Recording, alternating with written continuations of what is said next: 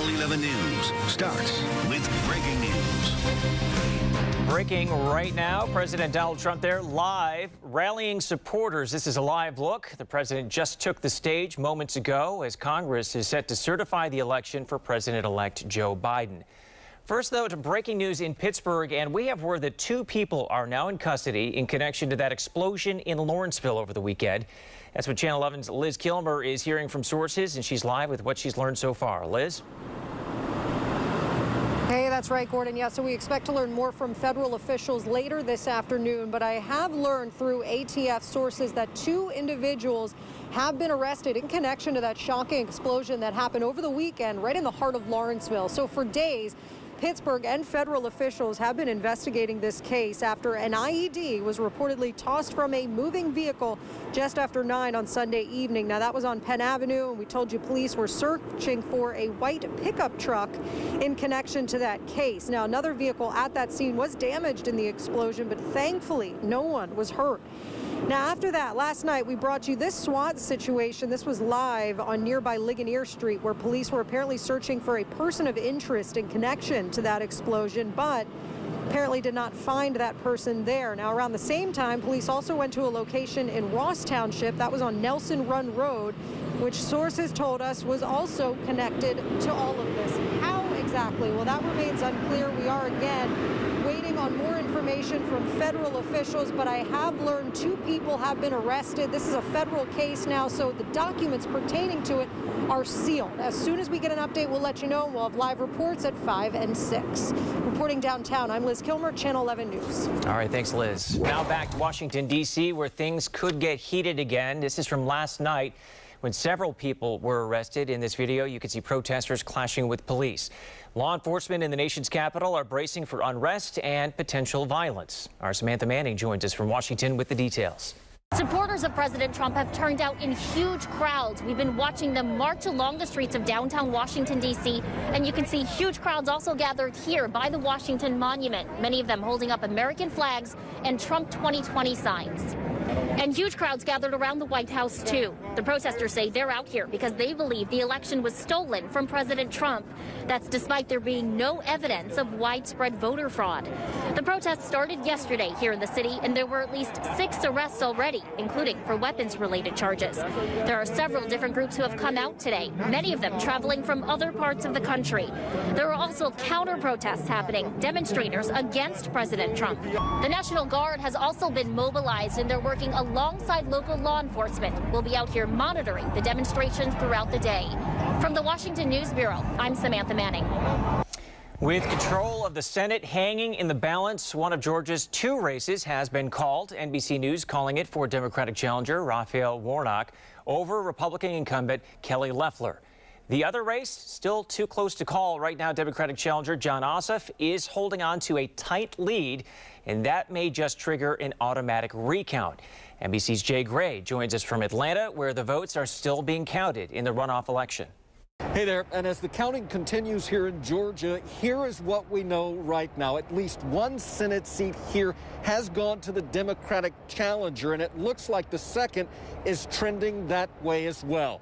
NBC News declaring Reverend Raphael Warnock the winner in his runoff against incumbent Kelly Loeffler, the senior pastor at Martin Luther King's home church, Ebenezer Baptist, barely edging out Loeffler, who has yet to concede. Now, with control of the Senate hanging in the balance, the second runoff here is just too close to call, even though Democrat Jon Ossoff declared victory in a recorded message this morning. It is with humility that I thank the people of Georgia for electing me to serve you in the United States Senate. Thank you for the confidence and trust that you have placed in me. Now, again, important to point out, NBC News still has not called this race. Ossoff currently leads Republican David Perdue by about 16,000 votes. The numbers within the 0.5 margin that would trigger an automatic recount in Georgia. That's the latest from here in Atlanta. I'm Jay Gray. Back to you.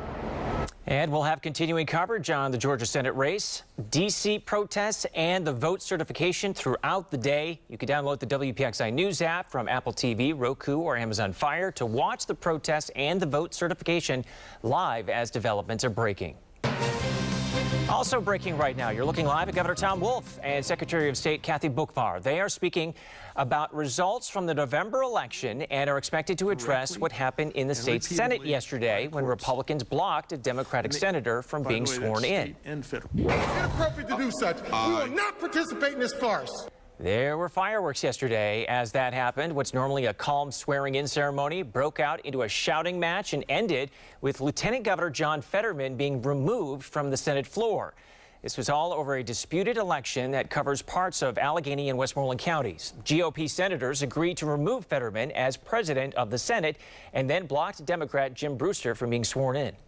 This is about Pennsylvania. It's not Democrats or Republicans. It's not about simply winning. It's about protecting our democracy. That voice is Fetterman. We spoke with him shortly after things got heated on the Senate floor.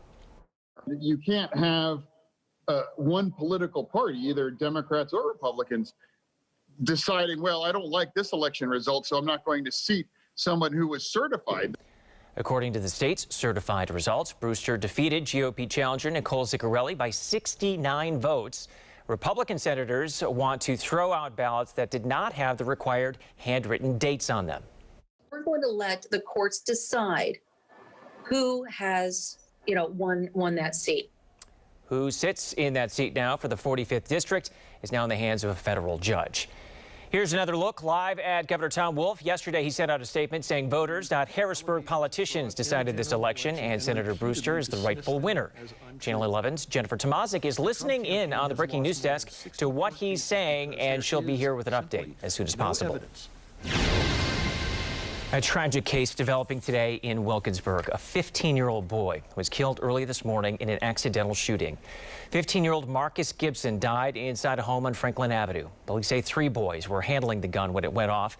Detectives say they're talking with the DA's office about whether charges will be filed. We're working to find out more about Marcus and about how this happened for Channel 11 News at 5. We have new information on a man who was killed in Penn Hills. Police say they found 21-year-old Nesbir Chambers in a car on Fielding Drive at around 11 o'clock last night. The car was riddled with bullets. Police spent hours gathering evidence and talking with witnesses. This is the second deadly shooting in Penn Hills this week. This morning we learned Gregory Anderson died one day after he was shot. He was shot Monday along Marion Way. No arrests have been made in either case.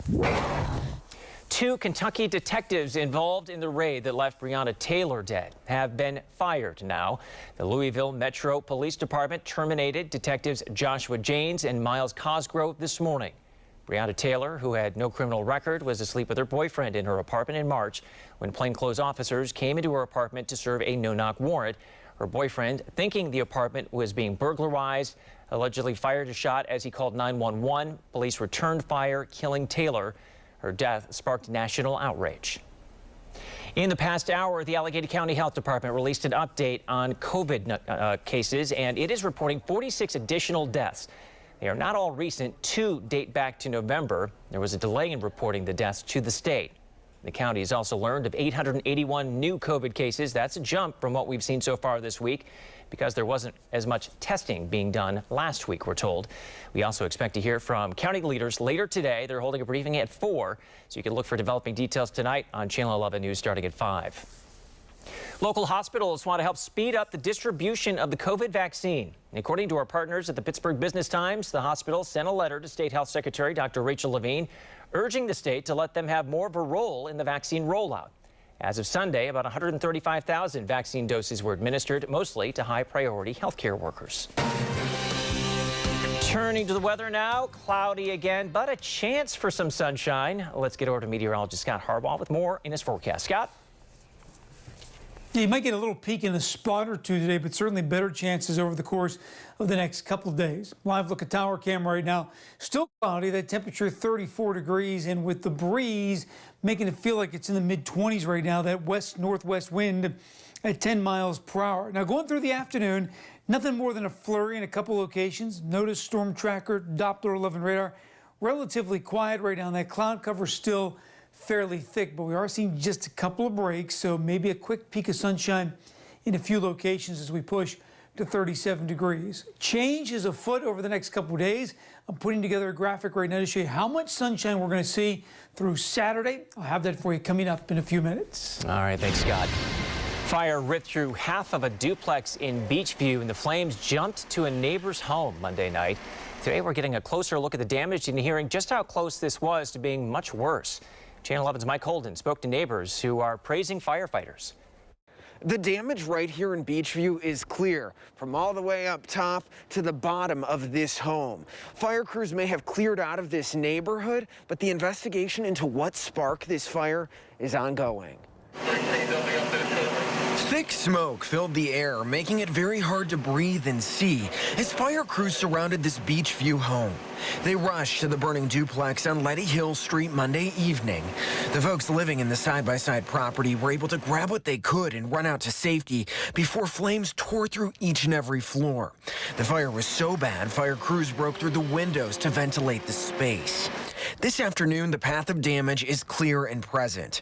Nearly every window is broken. The front door is still wide open, the walls and siding are charred, and the neighboring home is damaged as well.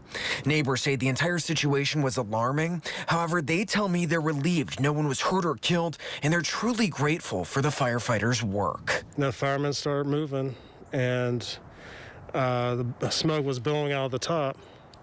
So they got the ladders, climbed up on the roof, started breaking windows. And the American Red Cross is now assisting the folks who lived in this place. We're now talking with neighbors about how this was a cautionary tale for them and how they're better protecting themselves. For Channel 11 News starting at 5 o'clock tonight. Reporting in Beachview, Mike Holden, Channel 11 News. We're getting emails and phone calls from people who say their stimulus payment went to a bank account they don't recognize. Rent's good. So how are you supposed to pay your rent? Why? It all depends on how you filed your taxes.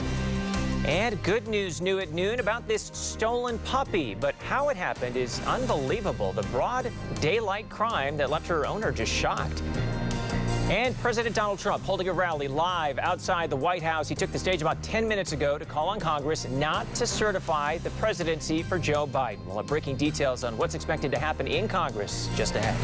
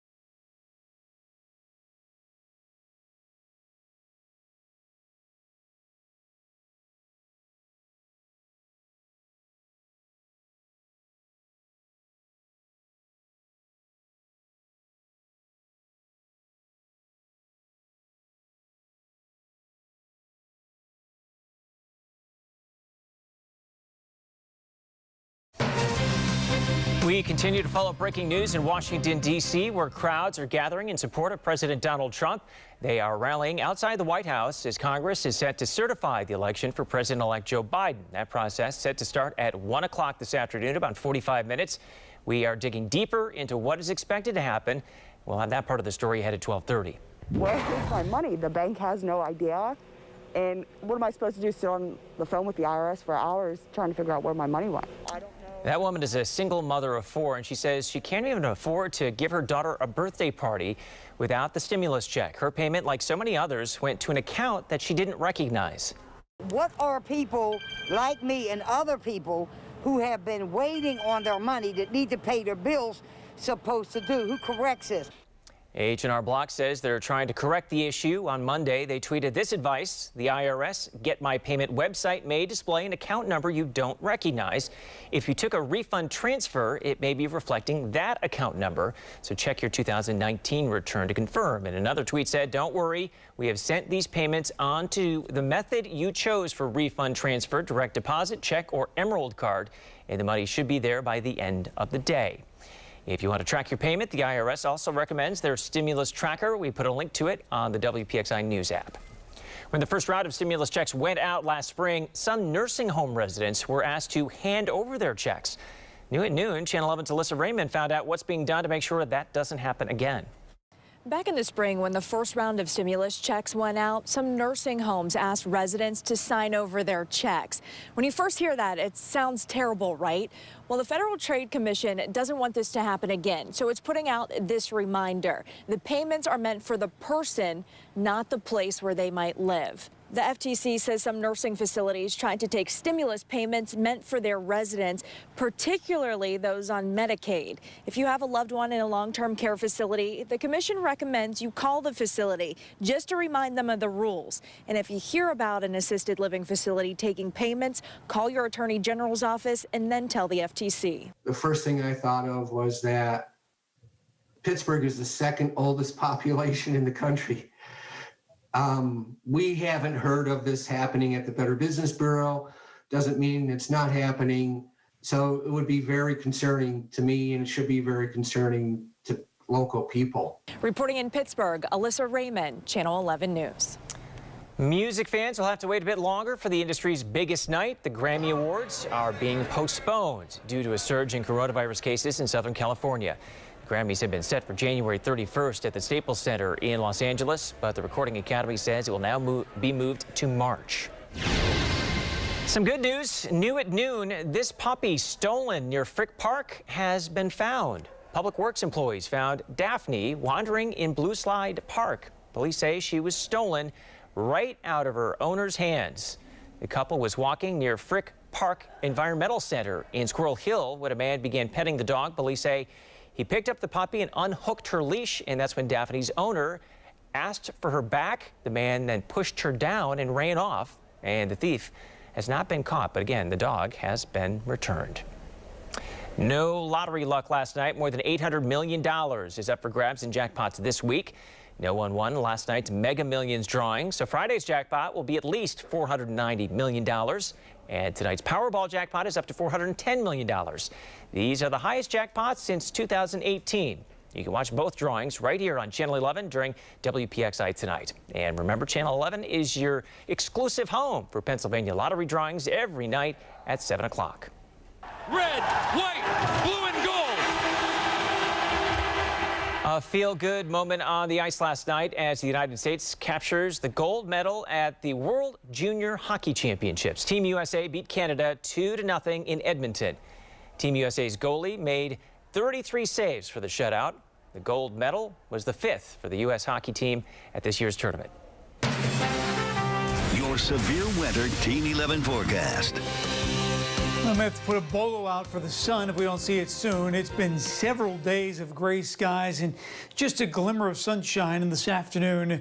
Really no different. Live look right now at our PennDOT cameras, checking out Sherwin Heights right now along I-79. A lot of cloud cover this afternoon, and once again, gray skies are going to win out throughout the day today. Now, not much on Storm Tracker Doppler 11 radar. As a matter of fact, had a couple flurries this morning. Right now, pretty much cloudy skies. This afternoon, We'll probably pull together a few flurries, especially late this afternoon into this evening, but most of the afternoon hours, just quiet. Here's the visible satellite. This is the cloud covering. I wanted to extend this out toward Indiana, north into Canada. Notice the clearing that's trying to come across Lake Erie. There are some indications that parts of our area could see a little sunshine this afternoon, but if you do, it's probably not going to last too long, and it will cloud back over this evening. So not much sun today, probably about 10 minutes if you're lucky. Thursday, a little more sunshine. Friday, we should top 3 hours of sunshine. And how about Saturday? About 8 hours of sunshine on Saturday. Max this week, it's about 9.5 hours. So most of the day Saturday will be sunny. It's not going to be warm by any stretch of the imagination, but at this point, I don't think most people care. Let's just get a little sunshine out here because there's none this afternoon. Mostly cloudy at 2 o'clock, 37, 36 at 5 o'clock, and 34 at 8 o'clock this evening.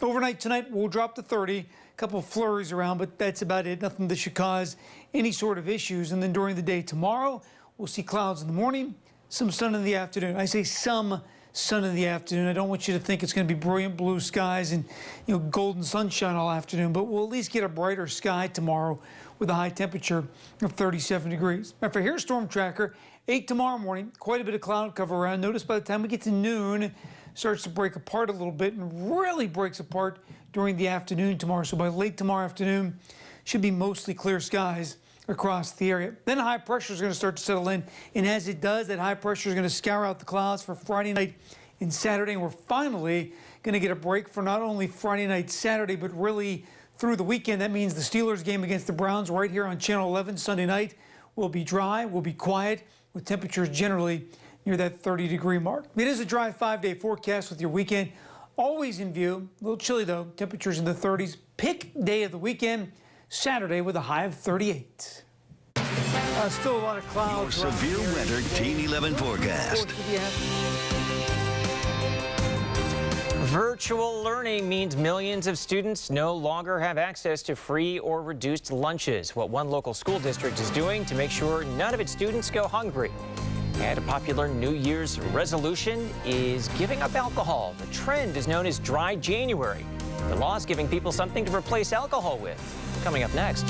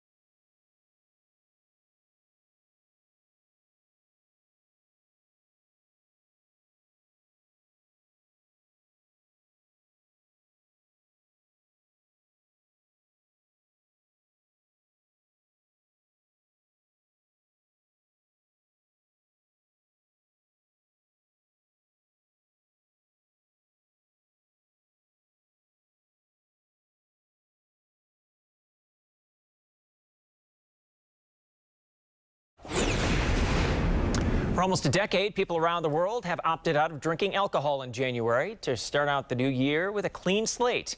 And a change in laws has given people something to replace alcohol with during dry January. NBC's Jan Scheneman has the details. For many Americans, this is dry January, putting down the bottle and perhaps picking up something else. We did a recent survey with Harris Poll and found that a lot of patients, around 30% of the patients that had turned to cannabis, were using cannabis instead of alcohol. A survey by Curaleaf says Americans who have started using or increasing the use of cannabis since the pandemic are using it to deal with stress, to relax, and to aid sleep. It's also legally available in many states. There's been a really big sea change in cannabis use over the past couple of years. We're now at a point where more than half of the United States has access to legal cannabis in some form. And there are a wide range of options for consumers. And that's things like tinctures and mints and nano gummies, all these things that you wouldn't necessarily associate with cannabis. But before starting, Dr. Stacia Woodcock says, talk to an expert. I think coming into a dispensary, talking with a pharmacist like me or an associate that's really educated is what's most important, because people are trying to figure this out on their own. They may not necessarily know what ratios and dosages are right. Be careful and legal this new year. Dan Scheneman, NBC News. President Trump has been rallying on supporters outside the White House for about a half hour now. He's calling on Congress not to certify the presidency for Joe Biden. We'll have breaking details on what's expected to happen in Congress today coming up. Plus, these school buses aren't packed with students. They are full of food. What these deliveries mean for families in need.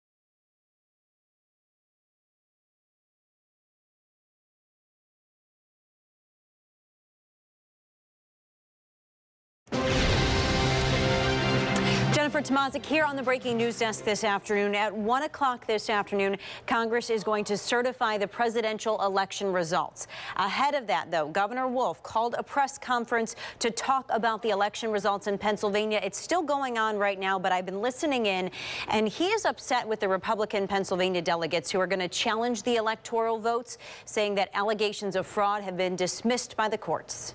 But they are purposely spreading disinformation about our elections for personal political gain. That's shameful and that's destructive, and I cannot let it stand unchallenged.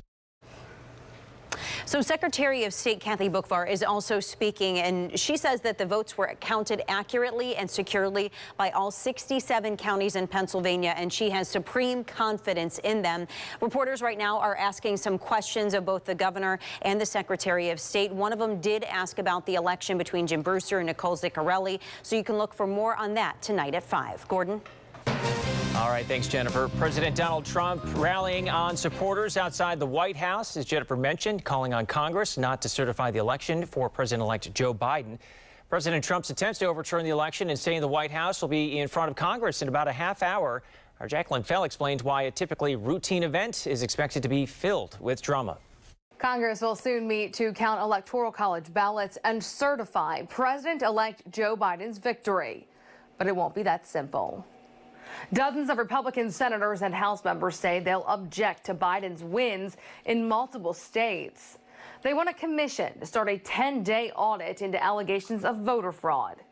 Intelligence and election officials say there's no evidence of any widespread fraud. The objections will drag out the process, but they aren't expected to change the outcome. We'll be challenging the legitimacy of the electoral slates of several of the sovereign states. There is no doubt what the outcome is, whether it takes 4 hours or 24 hours.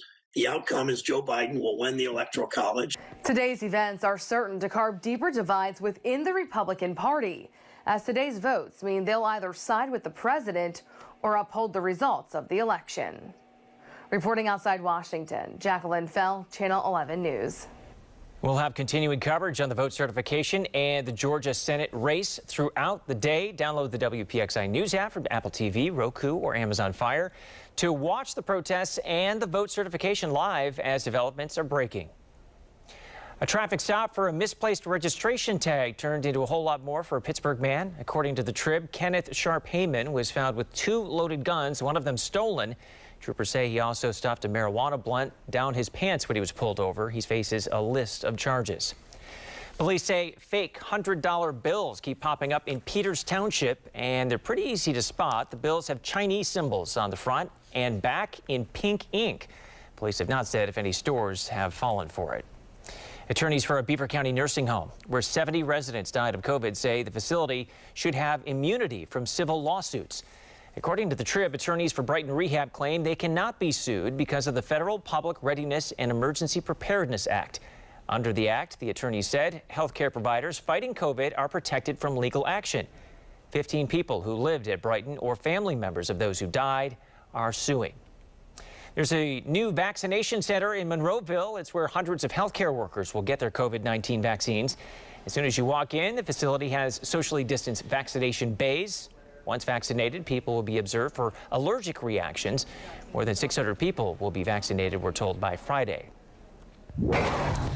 People are camping out to get in line for a COVID vaccine in Daytona Beach, Florida. It shows just how desperate people are to get vaccinated.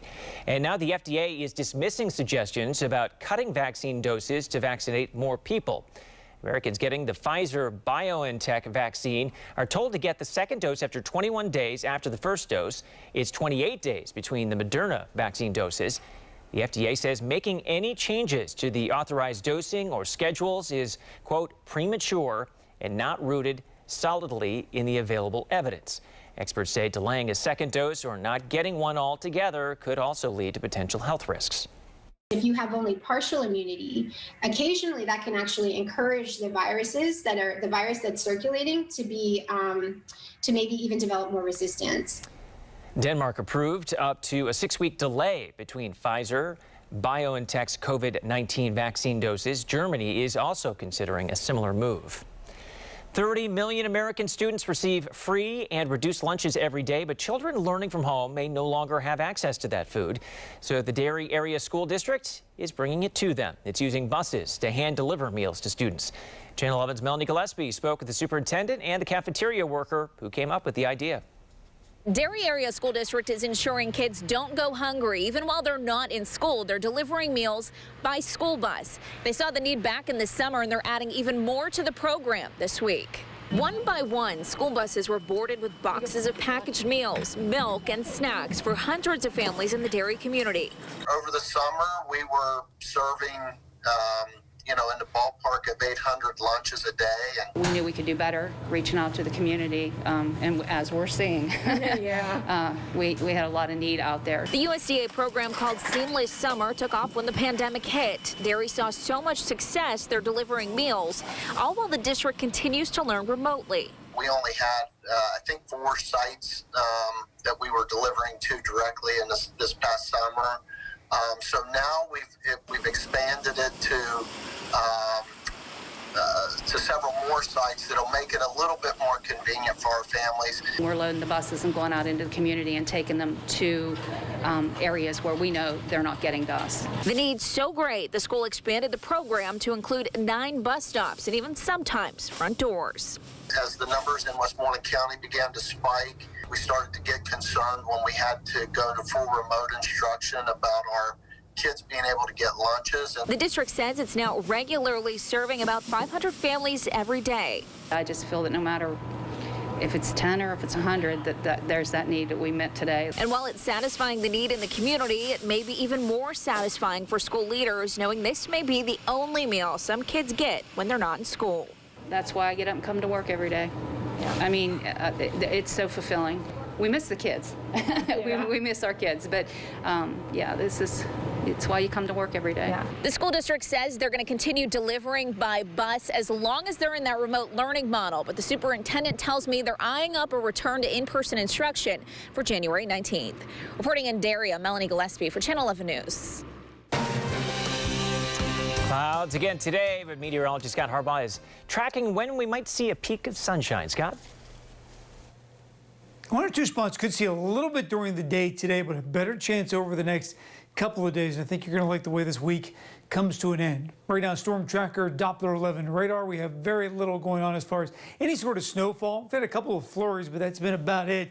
Most areas are pretty much cloudy right now. 34 Pittsburgh, Butler 36, Beaver also 36 degrees. And this afternoon, we were going to see a little bit of a wind chill kick in. It already feels like 26 in Pittsburgh and 28 in Greensburg. So some added chill as you head out the door this afternoon with temperatures only in the mid-30s. Again, maybe a peak of sunshine today, but I'll show you when I expect to see more sunshine and what's going to keep us high and dry for the weekend, how that's going to impact your plans as well. Full forecast coming up in just a few minutes.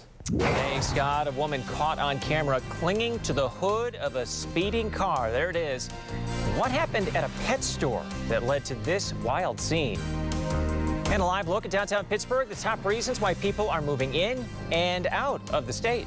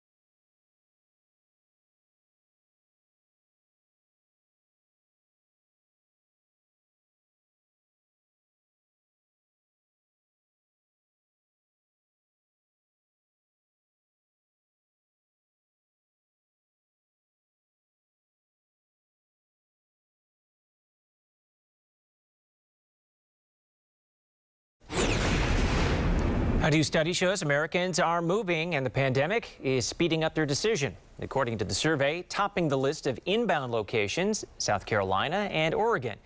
As for Pennsylvania, of those who moved out, the top reasons were jobs, family, and retirement. For those moving into Pennsylvania, the top reasons, family and lifestyle. The police canine in Whitehall has a new collar.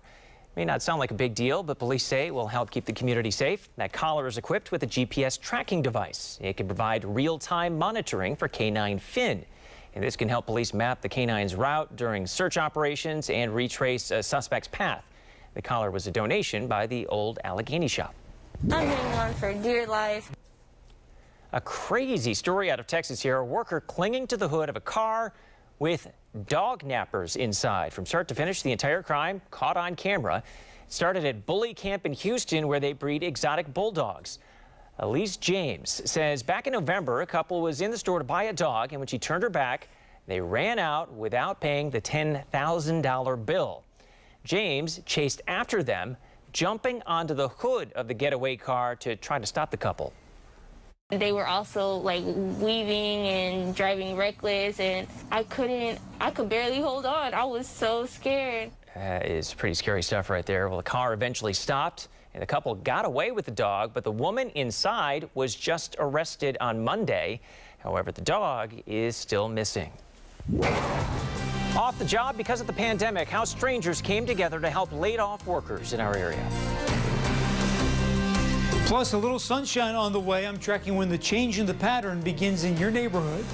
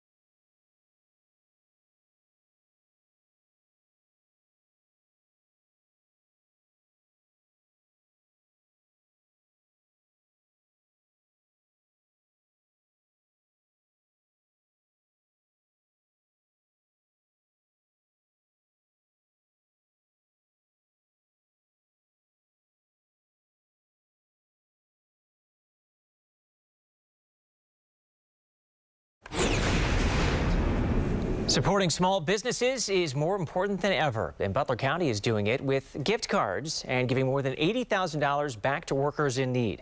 Channel 11's Amy Marcinkiewicz has a look at the impact this is having. Total strangers coming together during this COVID crisis to help folks who have been laid off. I was laid off for about a month.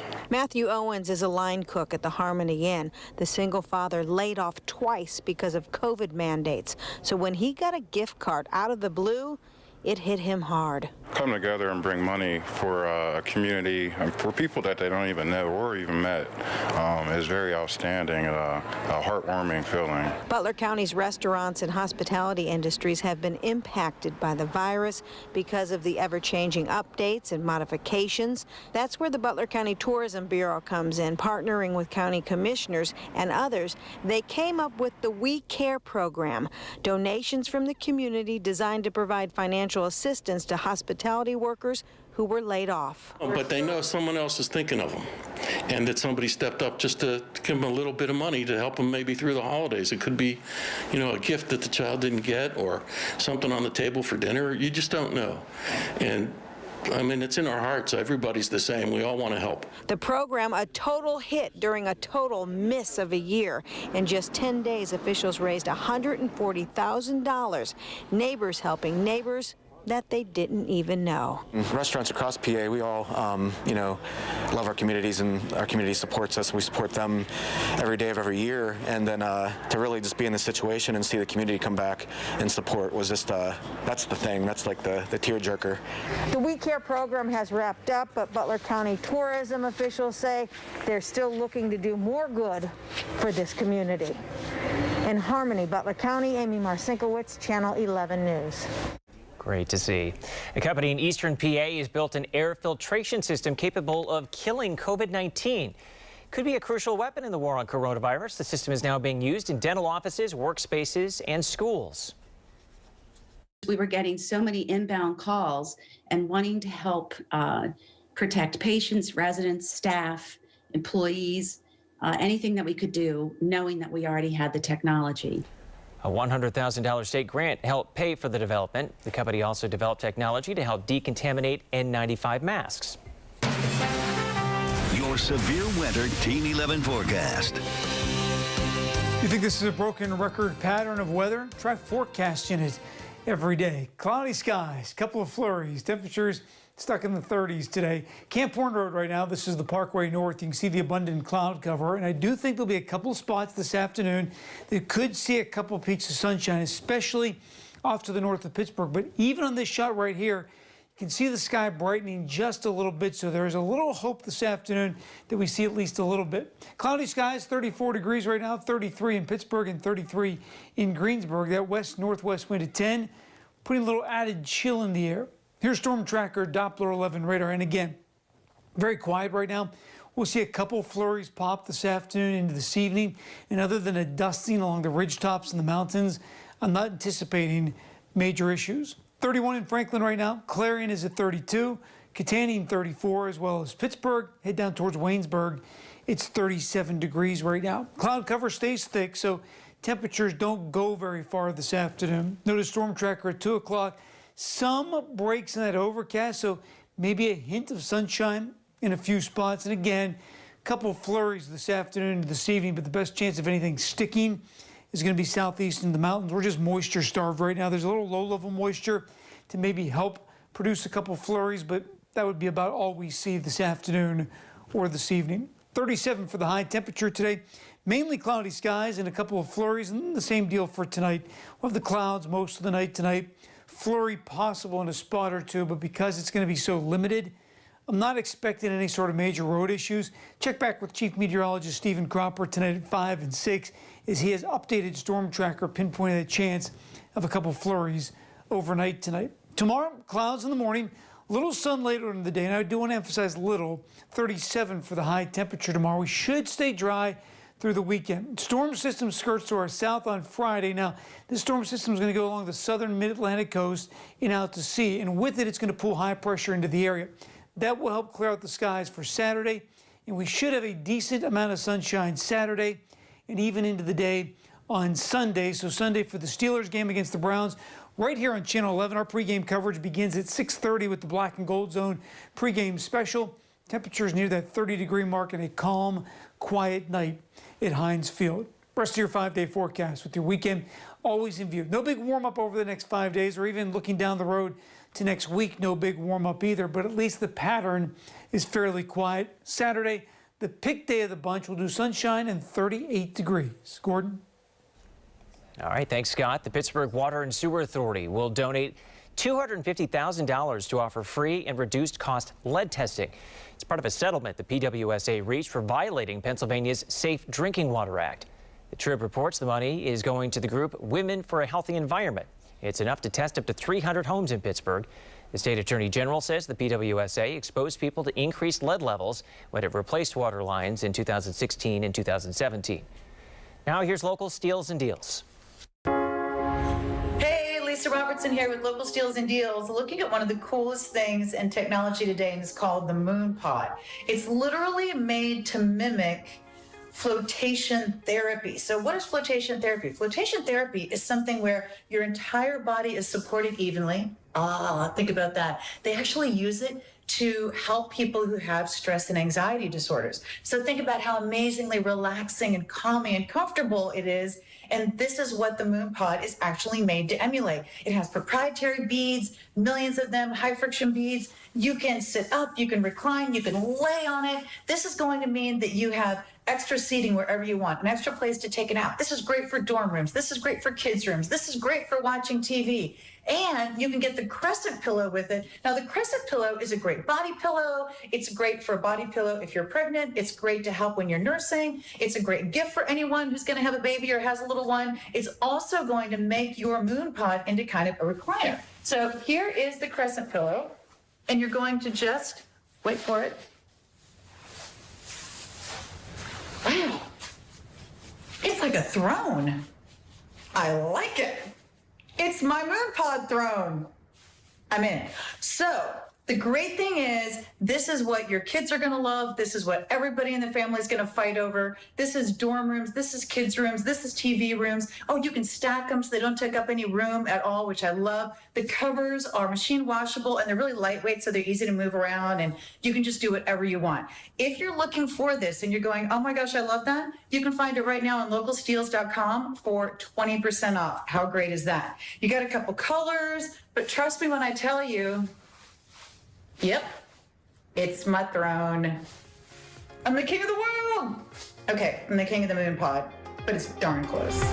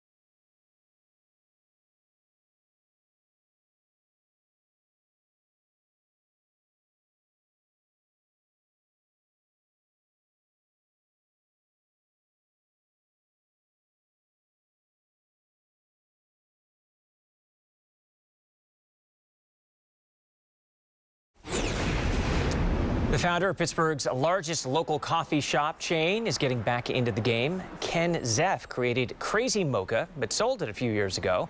And now he has a new venture, Yin's Coffee. According to our partners at the Pittsburgh Business Times, Zeff has a deal in place to open up on North Avenue near Federal Street on the north side.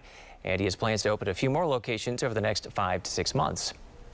The Heinz History Center and Fort Pitt Museum plan to reopen on Saturday. The museums were forced to close last month because of the governor's COVID restrictions. Capacity will be capped at 50% to allow for social distancing, and all the COVID rules must be followed. One final look now from Washington, where we are monitoring President Donald Trump there as he calls for Congress not to certify the election for President-elect Joe Biden. He has plenty of GOP lawmakers on his side. The certification process set to start in just a few minutes. Look for breaking news updates on what's happening in Congress and the balance of power in the U.S. Senate on our streaming apps. Just search WPXI on Apple TV, Roku, or Amazon Fire. That's all for Channel 11 News at noon. Our next newscast is tonight at 5. Thanks for watching. Have a great day.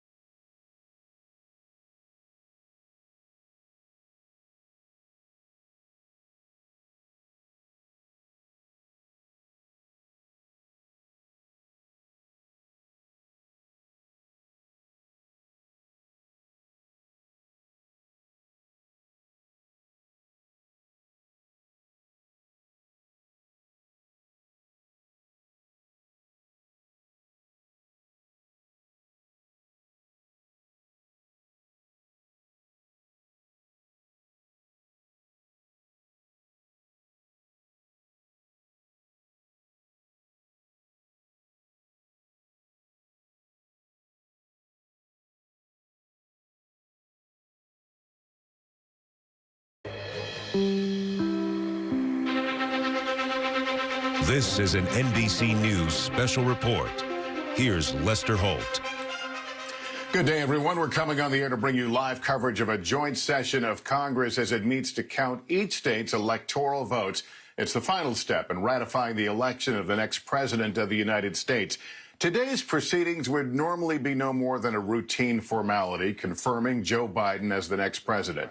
But as you've likely heard by now, today a number of his Republican supporters, the president's supporters, plan to file objections which will slow the process, but not ultimately change the outcome. All this plays out as President Trump rallies tens of thousands of supporters in Washington in an effort to pressure Congress, but also as the Democrats are on the verge of taking the U.S. Senate.